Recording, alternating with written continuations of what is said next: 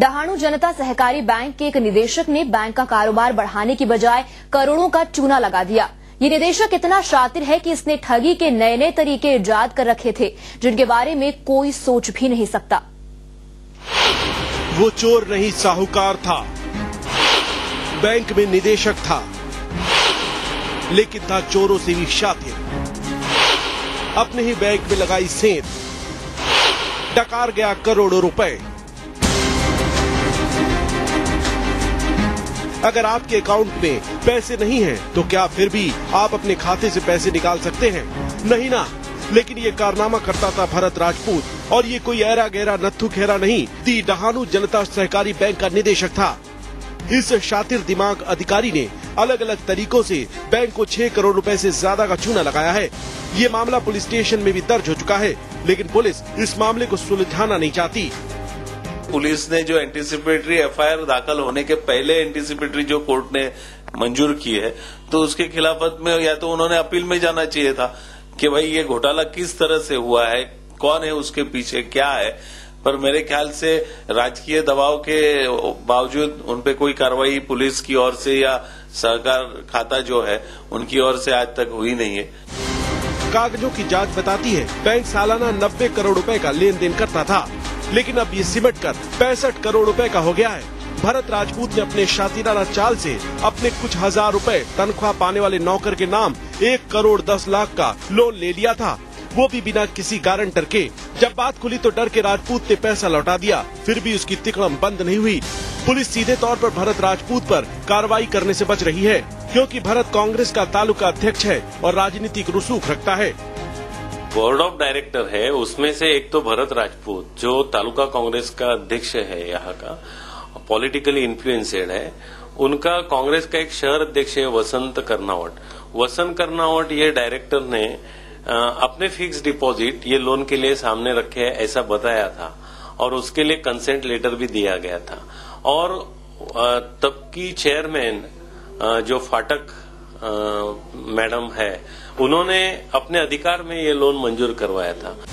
जब बैंक के बड़े अधिकारी ही घोटाला करने में जुटे हों, तो निवेशकों की चिंता गलत नहीं है।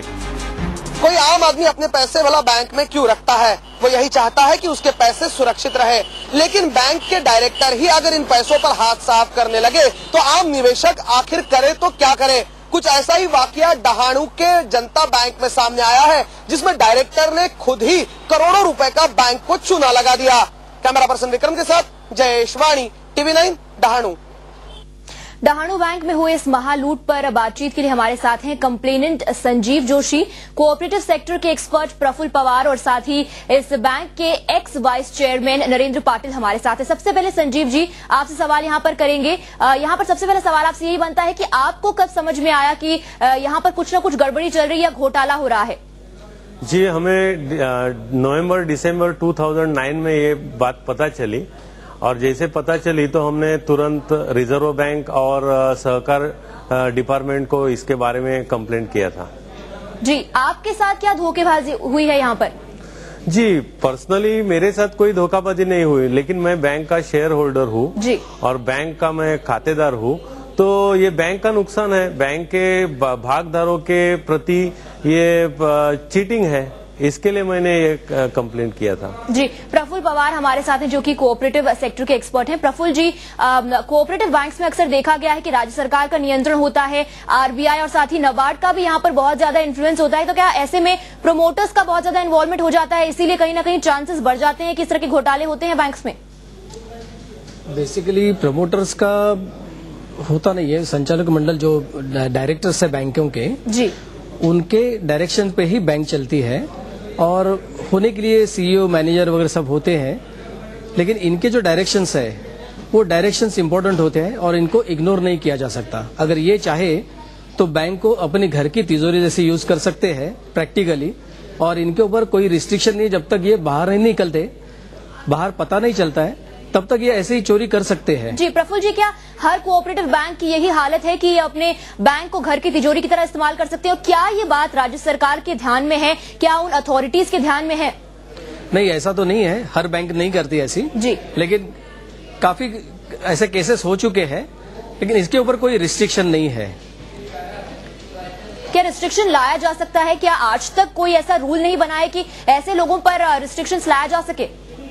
रिस्ट्रिक्शन बैंक का चेयरमैन जो है जी, वो जो डायरेक्शंस देते हैं वो डायरेक्शंस फॉलो करना नहीं करना ये बैंक के सीईओ जनरल मैनेजर के हाथ में होता है, क्योंकि अल्टीमेटली उसकी जिम्मेदारी ज्यादा होती है। यानी कि बाहर से कोई गवर्निंग बॉडी या अथॉरिटेटिव बॉडी नहीं होती इस पर निरीक्षण रखने के लिए? डे टू डे अफेयर में निरीक्षण नहीं रख सकते, बाद में कर सकते हैं। जैसे ऑडिटर है, गवर्नमेंट ऑडिटर है जी, या बैंकों के अपने ऑडिटर होते हैं, ये लोग ये सब घोटाले की जांच कर सकते हैं, पहले भी पता चल सकता है इनको, लेकिन जनरली ये लोग मैनेज होते हैं और ये लोग ऐसा कुछ भी नहीं दिखाते जो बैंक के लिए गड़बड़ हो सकता है। जी, और जी नरेंद्र पाटिल हमारे साथ हैं जो कि एक्स वाइस चेयरमैन है इस बैंक के। नरेंद्र जी, अपने अकाउंट में जितने पैसे थे उससे ज्यादा पैसे निकालना सेविंग्स अकाउंट से इस शख्स के लिए इतना आसान कैसे हो गया? क्या फिर से पूछिए जी, ये जो शख्स जिसकी बात हम कर रहे हैं जिसने वहां घोटाला किया है, इसके अकाउंट में जितने पैसे थे उससे ज्यादा पैसे इसने विथड्रॉ किए हैं सेविंग्स अकाउंट से, इसके लिए इतना आसान कैसे हुआ? वो भी जब भी अपना संजीव जोशी वगैरह ने जब निकाला जी, सबके उसका बैंक के अंदर लाइन भी लग गया उधर डिपॉजिटर का कि ये सब लोगों ने पैसा ज्यादा निकाला है, 3 करोड़ रुपया लिया है, 6 करोड़ रुपया लिया है, जो कोई भी सिक्योरिटी दिए बगैर, तभी मुझे मालूम पड़ा। जी नरेंद्र जी, लेकिन ये कैसे हो सकता है कि एक शख्स जो है डायरेक्टर्स में शामिल है और वो इस तरह से घोटाला किए जा रहा है और बाकी किसी को कानो कान खबर नहीं होती? खबर तो होती है, अभी गवर्नमेंट का ऑडिटर होता है, अपना इंटरनल ऑडिटर होता है, वो लोग सब बोलते हैं, लेकिन ये सब इंटरनल ऑडिटर या तो ये ऑडिटर का रिपोर्ट वो लोग जनरल बॉडी में भी रखते नहीं और बोलते भी नहीं है अपने को। इसके लिए वो सब जब ये वेल मैनेज प्लान करते हैं वो लोग, कभी से कम से कम 92 से मैं देखता आया हूँ कि अभी जे बोर्ड में जो कोई चेयरमैन वगैरह थे वो सब लोग ऐसा कैसा मैनेज करते थे, वो सब ये बहुत लंबा स्टोरी हो जाता है, इसके लिए ज्यादा बोलता नहीं मैं, लेकिन उसके लिए पहले भी 2 घोटाला हो चुका है। बिल्कुल, यानी कि जब पहले 2 घोटाले हुए थे उन मामलों में अब क्या हो रहा है नरेंद्र जी? क्या उस पर कोई कार्रवाई की गई है अब तक? उसके बारे में इंक्वायरी हुई थी, 83 सेक्शन के नीचे इंक्वायरी हुई थी, उसके अंदर वो टाइम के डायरेक्टर के ऊपर पैसा वो मतलब गुनहगार ऐसा बोला था, उसके बाद में 88 के ऊपर इंक्वायरी रखा, तो 88 की इंक्वायरी में अभी कोई ऊपर से कुछ मैनेज किया कि क्या बोला, तो उसने बोला कि ये टाइम बार हो गया है, तो टाइम बार हो गया है वो कारण से उसको रिजेक्ट कर दिया वो लोग। जी नरेंद्र जी, लेकिन यहाँ पर इस निदेशक ने इतना घोटाला किया है और ये बात अब सामने भी आ गई है, लेकिन क्या ऐसी कोई गवर्निंग अथॉरिटी होती है जो इस सब पर रोक लगा सके? अगर कोऑपरेटिव बैंक्स की बात करें तो ऐसी गवर्निंग बॉडी तो ऐसी कुछ होती नहीं, वो जो डायरेक्टर बोर्ड है उसके ऊपर ही चलता है। वो दूसरा क्या, अभी जो सीईओ वगैरह होगा वो अगर पावरफुल होगा या तो स्टाफ वाला ज्यादा सपोर्ट नहीं देंगे इस काम में तो वो दोस्त बंद हो सकते हैं, लेकिन स्टाफ वाले भी मिले हुए होते हैं तो सब मैनेज होता है उसके अंदर। जी प्रफुल्ल जी हमारे साथ हैं। प्रफुल्ल जी, जैसे कि ये कह रहे हैं कि स्टाफ वाले भी मिले होते हैं, मिली भगत से सारा काम हो जाता है। अगर किसी बैंक में इस तरह से घोटाला चल रहा हो तो यहाँ पर क्या आरबीआई की कोई भूमिका होती है? क्या पावर्स इस्तेमाल करके इस पर रोक आरबीआई की ओर से लगाई जा सकती है? इसको रोक तो नहीं लगा सकते, अगर चोर चोरी करे तो चोरी करने के बाद ही पता चलेगा, लेकिन ये हो सकता है कि इसके ऊपर जल्द से जल्द कड़ी से कड़ी कार्रवाई हो सकती है जिसकी वजह से कोई और ये करने के लिए उद्योग नहीं हो जाए, ये हो सकता है।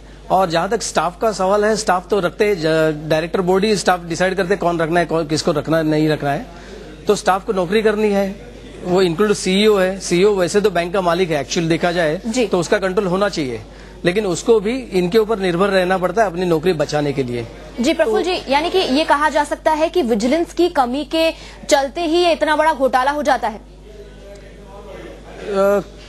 विजिलेंस आप कैसे करेंगे, क्योंकि ये डायरेक्टर्स है, ये चोरी करेंगे ऐसा सोच के तो डायरेक्टर नहीं बनाते जी। जो सभासद है, मेंबर्स है, इनको चुन के लाते हैं, वो इसी वजह से लाते हैं कि ये अच्छे लोग हैं, हमको बैंक आगे बढ़ाने में काम में आएंगे। अगर इनको मालूम है कि ये चोर लोग हैं तो फिर उनके ऊपर विजिलेंस लगाना, ये सब बातें होती है। जी नरेंद्र पाटिल हमारे साथ हैं। नरेंद्र जी, जो निदेशक संगठन होता है उनकी कितनी जिम्मेदारी होती है इस पर रोक लगाने में? उसको रोक लगाने के बदले में वो लोग ही ऐसा काम करने लगे तो कौन रोक लगाएगा उसके ऊपर रोक लगाने के लिए दूसरा कोई है ही नहीं, खुद रोक लगाने वाला ही चोरी करना शुरू कर देगा तो कैसा काम होगा ये तो। इसके लिए गवर्नमेंट में हम लोगों ने बाद में जब मालूम पड़ा तो वो सब हम बोलने का चालू कर दिया, उसका अपना राइट ऑफ इन्फॉर्मेशन के नीचे एप्लीकेशन भी कर दिया इवन अभी एफआईआर फाइल होने के बाद भी हमने उधर अपना डीएसपी के पास अर्ज किया है राइट ऑफ इन्फॉर्मेशन में कि आप लोग कभी ये दूसरा जो जिसको जामीन नहीं मिला है उसको जामीन कभी कैंसिल करने को जाते हैं आप। वो भी पूछा है और अपने एडमिनिस्ट्रेटर को जब भी बोला कि ये जनरल बॉडी ने पास किया कि ये सब लोगों ने जो घोटाला किया है वो सब लोग को एक्सपेल कर देवे, ये पहले ऐसा तो कोई हिस्ट्री में कभी भी हुआ नहीं हुआ मेरे ख्याल से। जैसे कि आप कह रहे हैं कि हिस्ट्री में कभी हुआ नहीं, अब की हम बात करें कहीं ना कहीं ऐसा देखा जा रहा है कि हमारे हाथ में कुछ है ही नहीं और लोग जो लूट मचाए जा रहे हैं उनको भी आसानी से वो निकल जा रहे हैं, ऐसा करके आम जनता का, गरीब का पैसा तो वैसे ही लूटता जा रहा है। नहीं, ऐसा लूटने का सवाल नहीं, हम जनरल बॉडी में पास किया है ठहरा वो लोग को एक्सपेल करने के लिए, तो एक्सपेल हो जाएगा तो बैंक से ही निकल जाएंगे वो लोग, लेकिन एक्सपेल करने का ठहराव के लिए बाद में एडमिनिस्ट्रेटर अगर काम नहीं करता है तो उसके लिए भी हमने एप्लीकेशन किया है। जी नरेंद्र जी, लेकिन जिसके पैसे डूबे हैं क्या उन्हें उनके पैसे वापस मिल सकते हैं? नहीं, डूबने का सवाल नहीं है, पैसे कुछ डूबे नहीं है, इससे बैंक तो बहुत सॉलिड है, ऐसा तो उसका सवाल आता नहीं है। अगर पूरा डिपॉजिट भी चला जाए और पूरा लोन भी नहीं आवे तो भी बैंक को सरप्लस में, ऐसा सवाल नहीं है, लेकिन बैंक को हमें आगे बढ़ाना है, तो बैंक के आगे बढ़ाने के लिए जो अभी इतना ऊपर चलता है तो चलना चाहिए। छोटे लोगों का काम होता है, उधर छोटे गांव के अंदर छोटा बैंक है, छोटे लोगों का काम होता है, वो बंद नहीं होना चाहिए। बिल्कुल बंद तो नहीं होना चाहिए, लेकिन प्रफुल्ल जी ये बहुत ही हैरानी की बात है कि सब कुछ पता है कि इस सिचुएशन में क्या हो रहा है, कौन लूट मचा रहा है, कौन नहीं मचा रहा है, और जैसे कि आपने कहा गारंटी नहीं ले सकते आप इस बात की कि ये डायरेक्टर घोटाला नहीं करेगा और उस बेसिस पे कोई नियुक्ति नहीं होती, लेकिन क्या यहाँ पर एक ठोस गाइडलाइंस होने की जरूरत नहीं महसूस होती? गाइडलाइंस तो सब है, ऐसा नहीं है कि इनके ऊपर कंट्रोल नहीं आ सकता है जी। रिजर्व बैंक का कंट्रोल है डायरेक्टली, कोऑपरेटिव डिपार्टमेंट का कंट्रोल है, ये सब थ्रू ऑडिटर्स होते हैं या इनके जो भी मेंबर्स रहते, मेंबर जनरल बॉडी मीटिंग में अगर ये सब बातें आती है तो जनरल बॉडी भी कंट्रोल कर सकती है, लेकिन ये सब मैनेज होने की वजह से ये चीजें सामने नहीं आ पाती और इसमें ऑडिटर की भूमिका बहुत अहम होती है, जो कि ऑडिटर अगर ये सब घोटाले सामने लाता है तो पहली बात तो ये ज्यादा होगा नहीं, लेकिन ऑडिटर के ऊपर आज तक जनरली कार्रवाई नहीं की जाती है, ऑडिटर्स ऐसे ही छूट जाते हैं और उनके ऊपर कोई एक्शन न लेने की वजह से ही ये सब घोटाले में बढ़ोतरी हो रही है। बिल्कुल बिल्कुल। और प्रफुल्ल जी, बड़े बड़े बैंकों में भी हमने देखा है कि घोटाले इस तरह से होते हैं, और अगर छोटे बैंक्स की बात करें तो क्योंकि क्या यहाँ पर डिपॉजिटर्स कम होते हैं इस वजह से सीरियसनेस इतनी नहीं है, या फिर ये हाल हर किसी बैंक का है? नहीं, जैसे इन्होंने कहा है पटेल जी ने कि ये बैंक सरप्लस में है, अच्छी सिचुएशन में है करके प्रॉब्लम नहीं है। आप देखेंगे 90 करोड़ उनका टर्नओवर था जो 65 करोड़ पे आ गया है जी। तो यूजुअली कोई भी बैंक है इस मामले से इसकी वजह से डूब सकती है, जबकि ये बैंक डूबी नहीं है, अच्छी बात है।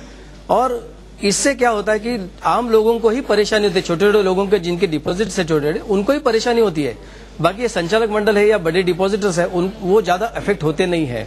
जी, आखिरी सवाल करना चाहेंगे यहाँ पर प्रफुल्ल जी और नरेंद्र जी आप दोनों से ही कि सोल्यूशन क्या है, ऐसे में ठोस कदम किस तरह के होने चाहिए?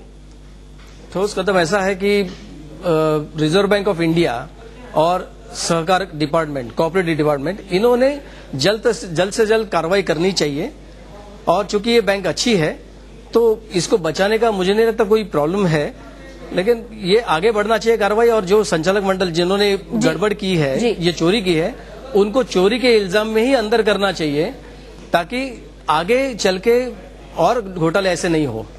चलिए, तो हमारे तीनों मेहमानों का बहुत बहुत शुक्रिया, आप यहाँ पर आए, हमसे बात की और देखा हमने किस तरह से सभी चीजें सामने हैं एकदम, लेकिन फिर भी क्योंकि कंट्रोल नहीं है कहीं ना कहीं, इसीलिए इस तरह के घोटाले होते हैं और कई बार बड़ी ही आसानी से लोग छूट भी जाते हैं।